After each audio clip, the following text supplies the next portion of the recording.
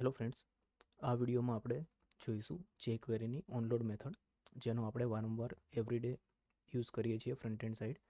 Okay, તો jQueryમાં ઓનલોડ main બે method છે, એક તો document.ready મેથડ અને window.onload મેથડ. તો આપણે વન બાય વન બંને જોઈએ કે કેવી રીતે વર્ક કરે છે અને બંને એકબીજાથી કેવી રીતે ડિફરન્ટ છે. ઓકે, તો પહેલાં વાત કરીએ આપણે document.ready મેથડની. તો document.ready મેથડ એનો યુઝ આપણે કેમ કરીએ છીએ કે to ensure that all elements are fully loaded before JavaScript code run. Okay, તો તમારો જે જાવા સ્ક્રિપ્ટનો કોડ તમે જે ડોક્યુમેન્ટ પર લખ્યો છે એ રન થતાં પહેલાં બધા જ એલિમેન્ટ્સ એ લોડ થયેલા હોવા જોઈએ, નકર તમને એરર આવી શકે છે. ઓકે, અને સેકન્ડ મેથડ છે વિન્ડો ઓનલોડ મેથડ. વિન્ડો ઓનલોડ મેથડનો યુઝ શા માટે કરીએ છીએ આપણે? Two ensure that all elements and resources એટલે કે CSS, ઇમેજીસ, સ્ક્રિપ્ટ્સ, એ બધા એલિમેન્ટની સાથે રિસોર્સિસ પણ ફુલ્લી લોડ થયેલા હોવા જોઈએ. Loaded before JavaScript code run, નકર તમને એરર આવી શકે છે. તો આ બંને વચ્ચેનો ડિફરન્સ ખાલી એ જ છે કે વિન્ડો ઓનલોડ મેથડ ત્યારે કોલ થશે જ્યારે એલિમેન્ટ્સ અને રિસોર્સિસ બંને ફૂલ્લી લોડ હોય ત્યારે, અને document.ready મેથડ ત્યારે કોલ થશે જ્યારે બધા જ એલિમેન્ટ લોડ થઈ ગયા હશે ત્યારે. અને document.readyની શોર્ટ મેથડ છે ડોલર અને એની અંદર ફંક્શન. આ બંને સેમ જ કોડ છે, ખાલી આ એક શોર્ટ મેથડ છે. તો ચલો આપણે પેજ ઉપર આને એક્ઝિક્યુટ કરીને જોઈએ.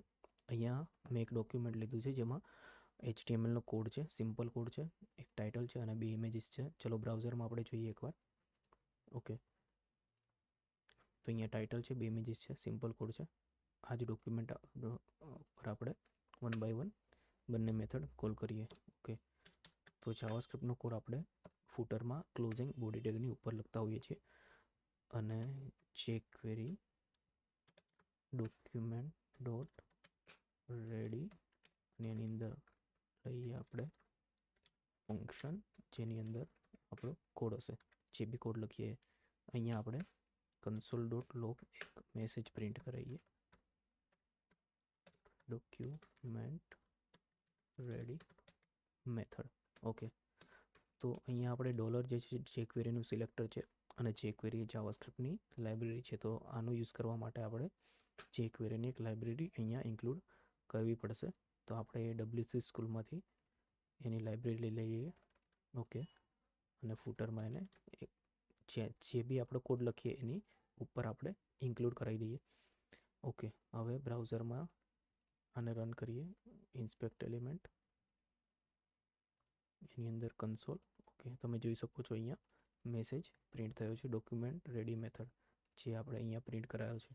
ઓકે, તો આ document.ready મેથડ શું કરશે કે જ્યારે પણ બોડી, ડીવ, ઇમેજીસ, આ બધા જ એલિમેન્ટ્સ એ લોડ થઈ જશે પછી આની અંદર આપણે જે પણ કોડ લખ્યો હશે એ રન થશે. ઓકે, તો હવે આપણે અહીંયા વાત કરીએ આની short method. Short method simple છે, સિલેક્ટર, એની અંદર ફંક્શન અને એની અંદર આપણો કોડ જે અહીંયા લખશું એ કટ કરીને અહીંયા મૂકી દઈએ. ઓકે, અને આને રિમૂવ કરી દઈએ. ઓકે, મેસેજને ચેન્જ કરીએ શોર્ટ મેથડ. ઓકે, હવે ફરીવાર આને રીલોડ કરીએ. તમે જોઈ શકો છો અહીંયા મેસેજ રિપ્લેસ થઈ ગયો છે, નવો મેસેજ પ્રિન્ટ થઈ ગયો છે. તો બંને સેમ જ છે, ખાલી આનું શોર્ટ ફોર્મ છે. હવે સેકન્ડ નંબરની મેથડ જોઈએ આપણે, વિન્ડો ઓનલોડ મેથડ. વિન્ડો ઓનલોડ મેથડ શું કરશે? ડોક્યુમેન્ટ વિન્ડો ડોટ ઓન એની અંદર ઇવેન્ટ અને ફંક્શન, જેની અંદર આપણો કોડ હશે. ઓકે, તો એક મેસેજ પ્રિન્ટ કરાવીએ અહીંયા console.log window load method. Okay, ચલો આને રીલોડ કરીએ. ઓકે, તમે જોઈ શકો છો વિન્ડો ઓનલોડ મેથડ પ્રિન્ટ થઈ ગઈ છે. ઓકે, તો ફ્રેન્ડ્સ આ બે મેથડ છે જેનો આપણે વારંવાર યુઝ કરીએ છીએ અને યુઝફુલ છે.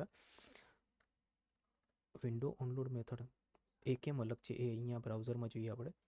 તમે ક્યારેક એવું જોયું હશે કે જ્યારે પણ પેજ લોડ થાય ત્યારે કન્ટેન્ટ લોડ થઈ જશે, પણ જે લાર્જ ઇમેજીસ હશે એ લોડ થવામાં થોડો ટાઈમ લાગશે.